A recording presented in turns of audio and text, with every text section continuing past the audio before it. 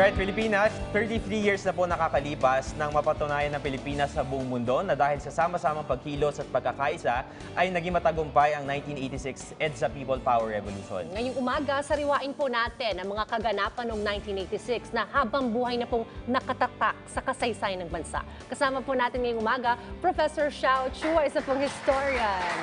Good morning! Thank you for joining us. Makasaysayang umaga! Welcome back to PTV. Yes, siyempre, katahanan natin to. Oo, welcome. At ako, pagka talaga history, Professor Xiao Chua talaga agad. Sa lahat ng channel, gano'n, lahat ng network. Sir, diretsahan na tayo. Sige po. Kapag EDSA People Power Revolution, dilawan nga ba ang selebrasyon na to? Well, pagbabaluktot naman sa kasaysayan, kung hindi kikilalanin yung papel ng Yellow Forces, especially after 1983. Pag sinabi mo kasing Yellow Forces, ito yung ipinrotesta yung nangyaring pagpatay kay former Senator Benigno S. Aquino Jr. No? At eventually, nagano yan, gumulong na yan doon sa call for President Cory to run for president, no? Nung snap presidential elections.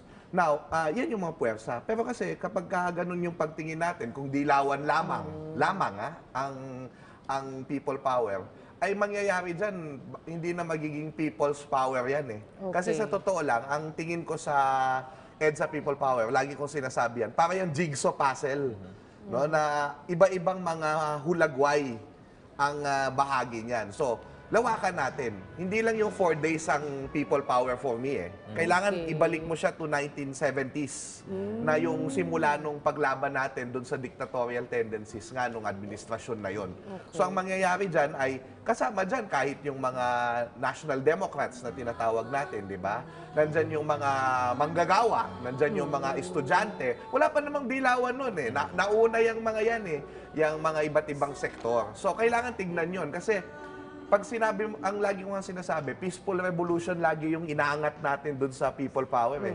Parang ang dating sa akin, parang 4 na araw lang magparty ka sa EDSA, isuko mo yung kalayaan mo, pwede mong ibalik ulit. Hindi naman ganun ang struggle eh. Pinaghirapan siya ng todo at maraming nasakripisyo at namatay dahil dun sa struggle na yon. So, kailangan mas malawak yung pagtingin natin kasi pagka hinilawakan natin yung tingin natin, mas magandang mga aral yung makikita natin, which is pahalagahan natin yung mga nawala sa atin dahil mahihirapan tayo na maibalik ulit yan. Pero okay lang kasi yung pagiging peaceful nung 4 na araw, naging template siya sa buong mundo para gayahin na, pwede palang gawin itong pagpoprotesta ng mapayapa na ginaya, for 33 years ang ginagaya yan sa iba't ibang lugar sa mundo. At naging alternative dun sa tinatawag natin na violent overthrow ng isang pamahalaan. Okay. Nabanggit mo na yung mga aral. Ano ba yung mga aral natin, Professor Xiao Chua, na hanggang ngayon dapat pinangahawakan natin dahil nga sa mga kasaysayan nangyari noong 1986? Well, una sa lahat, kailangang makita natin na yung kasing panahon na yon, parang sinabi ng isang tao o isang grupo na kami lang ang pwedeng magdirekta ng buhay mo. Kasi papanoorin mo sa TV, yung pwede mo sabihin. Kasi kapag tumaliwas ka doon, nahuli ka, makukulong ka at pwede kang mapahamak. No? Yung iba namatay, may mga ibang namatay. So, pag nakita mo yan, ay dito mo makikita na yan. Tulad nung nakalagay sa t-shirt ko, yung we have the right to decide our own destiny. So ngayon, kapag ikaw ay dahil meron tayong kalayaang tinatamasa, na meron pa rin naman tayo, no? Makikita natin na kaya nating itakda kung ano yung sarili nating buhay, kaya nating ipahayag yung ating sariling pananaw, anong trabaho ang iyong tatahakin, karera, anong television show at social media ang papanoorin mo. Alam mo nyo ba na ang EDSA Revolution, ang isa sa naging dahilan kung bakit nagsimula yung information technology dito sa Pilipinas? Kasi ang diktadura, no, dinidiscourage yung free discourse at saka yung free exchange of information, no, na eventually matatapos yan. By 1995, wala na si Cory Aquino noon, pero yung nasimulan nung IT nila, no, bureau ay magpupunla doon sa pagkapanganak ng internet. Prof. Xiao, may isa pang sentiment sa ibang mga kababayan natin na itong EDSA People Power ay naging Manila-centric daw. Meron bang naging aksyon yung mga probinsya kasabay nitong People Power? Ay, may magandang aklat na nagpapakita niyan, ano, yung isang puting libro, puti yung cover, no? People Power, the greatest democracy ever told, no? Makikita mo, may mga kuhang larawan sa Davao, sa Baguio, sa Cebu, no? Mga different places sa bansa na major cities na nagkaroon ng People Power Revolt on those days. On those days at nung natapos yung nung umalis yung diktador, ang nangyari diyan ay meron ding mga celebrations doon sa iba't ibang lugar sa Pilipinas. So merong action, pero yun nga tulad ng sinabi ko sa inyo, titignan nyo lang yung pangalan sa bantayog ng mga bayani, ng mga nagsakripisyo. They're coming from different provinces at kumilos sa iba-iba ring bahagi ng bansa. So lahat sila may ambag dun sa people power na yun. Okay. Anong naging partisipasyon naman po ng simbahan? Gaano ka-importante yung participation nila para po sa success ng People Power Well, Revolution? tandaan natin na wala pang, alam nyo, wala pang pumapansin sa mga human rights victims. Kasi tandaan nyo, pagka na-torture ka, pinsan nga mabuti nga namatay ka na eh.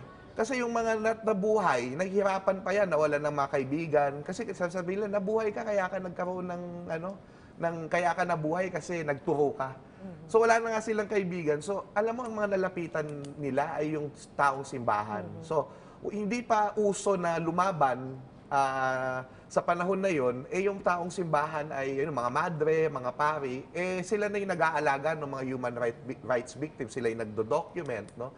So eventually, pupunta tayo kay Cardinal Sin na isang simbahang leader ng simbahang Katoliko. Tandaan natin na meron tayong example kay Bishop Romero, ginawa yata siyang blessed, ang nangyari ay para siyang pinatay siya doon sa Latin America dahil sa kanyang pagiging outspoken sa gobyerno. Nangyari yan nung panahon ni Cardinal C na parang parang pwedeng magkaroon siya ng ganong klaseng faith. Pero ang ginawa niya, lumaban pa din siya. No, nagkaroon pa rin siya nung lakas ng loob na i-galvanize yung mga tao. At dahil ang taas ng credibility niya noong 1986, tinawagan niya lang yung tao na punta kayo sa EDSA. Kasi nung si Enrile at Ramos ay kumalas, ayaw maniwala ng tao sa kanila kasi tagal nila nagsilbi eh. So, nung sinabi ni Cardinal Sin, okay na, pumunta na kayo, pagkaibigan natin sila. Naniwala yung tao at pumunta sila. Okay. Professor Xiao, bilang isang historian, paano nyo hinaharap yung mga hamon na sinasabi na itong parte ng kasaysayan ng Pilipinas? Kasi ngayon may mga sentiments na this is one of the greatest mistakes in history. Sinasabi nila na fake side ito ng history at biased side of history. So as a historian, paano nyo hinaharap yung mga ganitong sentiment? Well, una sa lahat, yung statement na yun, bias na din naman agad yun eh. Ang sinasabi natin dito, yung opinion nyo yan, no? Pero we just speak the truth. Ito yung nangyari, ito yung sitwasyon noon, no? Wag mo lang baluktutin yung facts, no? Ganun lang ang ating pag-deal dyan, no? Kung ano yung tingin mong nangyari, opinion mo, naranasan mo, walang problema yan. Pero syempre, ang gusto sana natin, respeto natin yung opinion nila, pero in the end, sana, irespeto nyo rin yung nangyari doon sa mga nabiktima, doon sa mga lumaban, no?